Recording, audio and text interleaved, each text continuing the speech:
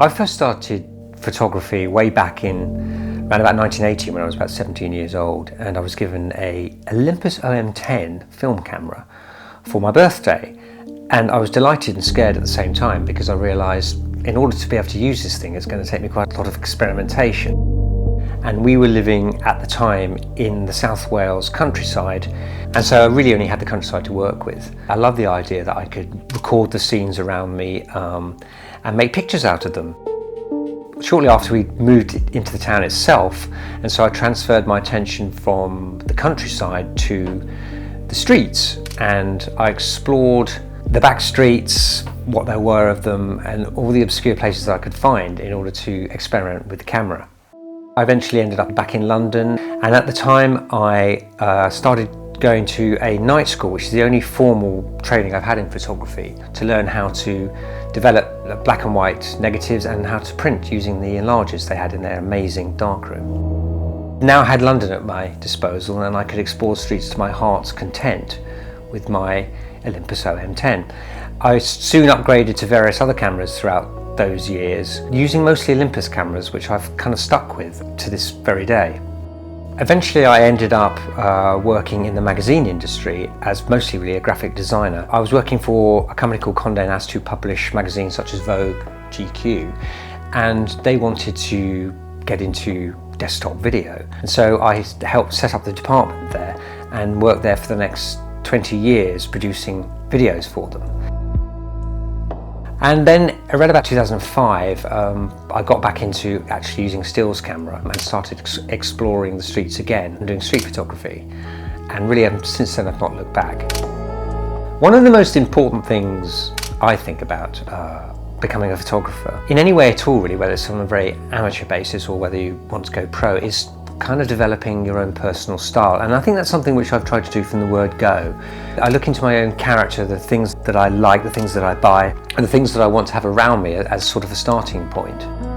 Of course, it's very easy to be influenced by other photographers' work and other artists' work for that matter, and want to sort of use elements of their style, which I think is fine. But whilst doing that, I think you should always try and include something that's very personal to yourself, which you can somehow transfer into your creative work. I've always enjoyed geometry. I've always liked clean lines, angles and shapes and forms and the relation they have with each other. Photographing the urban environment is a perfect place to utilise that sort of thing because that's what we're surrounded by. So my style really has come from these elements, all mixed up really with a minimalist approach where the whole less is more thing is very important to me, and the more that I leave out of a scene, I find that the more the image represents the sort of street photography that I want to do. I actually moved away from London about 5 years ago because I wanted to feel that the place I lived in was more open. So I moved up near Cambridge, which is only an hour's train ride to London anyway, so I didn't feel like I was waving goodbye to London by any means. Here we have what we call big skies that seem to go on forever and ever, and we have very flat open spaces which geometrically can be very interesting to look at.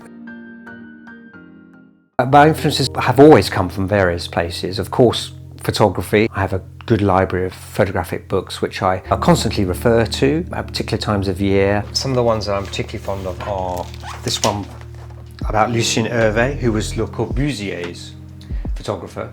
This book illustrates the amazing buildings of Le Corbusier. Wonderful examples of how to shoot interior and exterior spaces, how to use light from a very creative perspective, and the importance the human figure places in the scene. I often return to this book in particular for inspiration at the springtime when I'm looking to get out there and start shooting the streets again. There are other areas which I will use as constant inspiration. Of course, art. I visit galleries and museums often. Here in Cambridge we have the wonderful Kettle's Yard house, which was a house owned by an art collector called Jim Eade, and he built this house out of two derelict cottages. He primarily set it up to house his collection of art and objects that he'd collected over the years, and it's an incredibly inspiring place to walk around and look at. Just the way everything seems to connect in the house where one object is sitting next to another, is hanging next to another, and they all seem to link together so effortlessly. And I like the sort of juxtaposition of different types of art forms. I find it very inspiring. And it's particularly nice because it's in a very open space. There's only things in there that need to be in there. It was set up as a living space and not a gallery. So it's a really wonderful experience to visit. And much of my own decor in my house and the way that I decorated my house has been inspired by that, and also by the abstract expressionist artists and the kind of works that they produce. I've tried dabbling in painting myself, and I have some examples which I'm quite pleased with, and I have a lot which have got destroyed and thrown away. But I found that the experience of painting obviously very different to photography, but at the same time it made me think more closely and more carefully about composition and about framing and about how the relationship between things in a frame, whether they're shapes, forms or patterns, relate to each other. Sometimes I feel that the creativity simply isn't happening and it's not flowing. The usual places I go to for inspiration don't seem to be working. So I look for more unusual things. Interior design I find very interesting and inspiring. But then of course music is a big thing.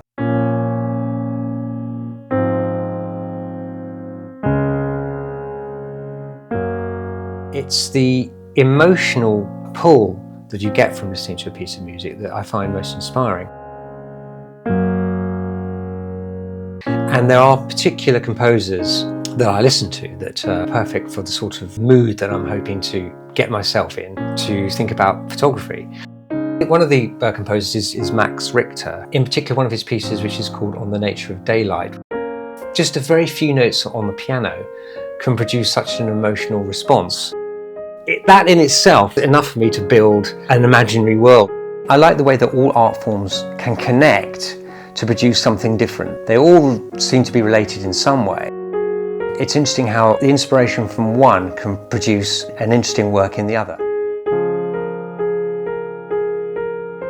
When I go on one of my photo walks and it's a fine spring morning, for example, I'm looking for a scene that can tell me some kind of story, whether it's something which the viewer will make up in their own mind or whether it's something more obvious in the picture itself. I'm looking for shapes, forms, objects, pattern to be displayed in beautiful light. The spring mornings are certainly the main focus for me in terms of the photographic year.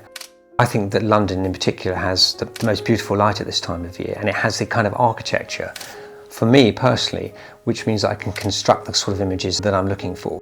As the year goes on, I don't tend to photograph so much during the summer months because the light is not as good and it becomes a bit too brash and too harsh. And then of course we then go into autumn where the light begins to soften again, and the mornings and late afternoons prove key in terms of the beautiful light. Once we get into winter, which is where we are heading now, I have the night to work with, and my sole attention is for night photography. The clocks have changed here in the UK. It's now November and the nights are drawing in. So for me in particular, the night photography starts here. London is my first love really, but tonight I'm going to start out the season here in Cambridge and look for some great night shots, hopefully. This is a great scene, I think. There's some great old-fashioned lighting with wonderful stonework. I'm slightly raised up, I'm on some steps, and I'm able to just take my time. I'm out of people's way and wait until I get an interesting character. Once again, we're shooting silhouettes here. What's important is that you try and find someone that has a bit of character to them rather than just a sort of dark blob. Somebody perhaps that is carrying an interesting bag, is walking quickly so that you can catch their stride in the shot. Anything which makes them stand out a little more. So I tend to look around me and try and anticipate who's coming into the scene, like a cyclist, for example, or somebody whose clothing is slightly lighter so that they stand out. So you have to concentrate and focus on what you're doing here because it's very easy to miss the good ones. And timing, as I say, is critical. The area underneath the light, that'll be my exposure point. Everything else will fall into darkness where there's deep shadow. The great thing about this spot is because I'm raised up, I'm able to see from quite a distance where people are coming from. I could spend an hour here doing this quite easily and the hour will pass like 10 minutes, but I won't leave until I've got a shot that I'm happy with. I'm using my old Olympus EM5 OMD, and I've got a Panasonic f1.7 20mm pancake lens, and I'm using obviously the aperture wide open here. It's all about timing, it's all about taking the opportunity when it arrives. It's perfect for a moody black and white shot. Here we've got the colour of the stonework adding something. It's a game of hiding in the shadows. A space like this is great because there's much to explore, and everywhere you turn there's a different viewpoint because of the obstacles that are in the way. It's a really good place actually to try abstract shots because of these obstacles which you can use to help frame things and frame people walking past. Here's a good example of using obstacles. So these pieces of tarpaulin here, and there's a gap between them and you can shoot in between them, but I like the idea of stepping right back so that I include the colour here. Sometimes you just get lucky and somebody in an orange jumpsuit will walk past. It's been a pretty good night. I've got a few shots which I'm quite pleased with, and I think for me it's a good start to the night photography season.